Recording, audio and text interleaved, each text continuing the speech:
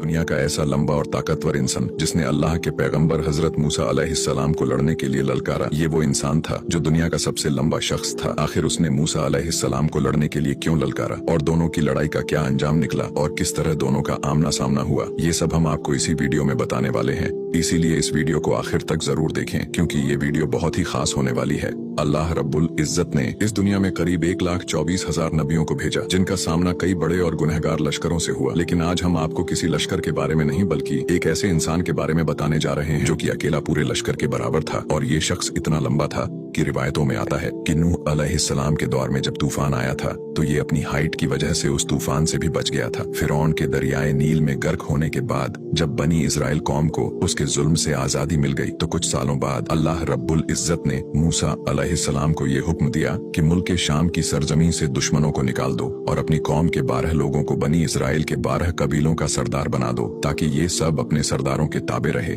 और अल्लाह के हुक्म की पाबंदी करे। अल्लाह का हुक्म मिलने के बाद हजरत मूसा अलैहिस्सलाम ने अपने कौम के 12 लोगों को चुनकर उन 12 कबीलों का सरदार बनाया। मूसा अलैहिस्सलाम और हजरत हारून अलैहिस्सलाम अपने सरदारों और पूरी कौम के साथ कनान के मुकाम पर पहुंचे तो अपने सरदारों को हुक्म दिया कि वो लोग मुल्क के शाम जाकर वहां के हालात मालूम करें। जब वो लोग वहां पहुंचे तो वहां के हालात का मुआयना किया तो उन्होंने एक बहुत बड़े कद वाला इंसान देखा जिसका नाम औज बिन अनक था। और ये शख्स दुनिया के सबसे पहले इंसान हजरत आदम अलैहिस्सलाम से लेकर हजरत मूसा अलैहिस्सलाम के द्वार तक जिंदा था। रिवायतों में आता है कि यही वो शख्स था जो अपने लंबे कद की वजह से तूफान नूह से भी बच गया था। ये शख्स इतना लंबा था कि ये समंदर के पानी में भी डूब नहीं सकता था और समंदर की तह से मछली पकड़कर अपनी लंबाई की वजह से उसे सूरज की तपिश से भून कर खा जाता था। औज बिन अनक ने जब उन सरदारों को देखा तो पूछा कि तुम कहां से आए और कहां जाओगे। जब उन सरदारों ने उसे अपना हाल बताया तो उसने उस सब को पकड़ लिया और अपनी बीवी के पास ले गया और उससे कहने लगा कि देखो ये सब मुझसे लड़ने के लिए आए हैं। ये कहकर उसने सभी सरदारों को जमीन पर डाल दिया और जैसे ही उसने उन सभी को पैर से कुचलने की कोशिश की तो उसकी बीवी ने कहा कि इन्हें छोड़ो दो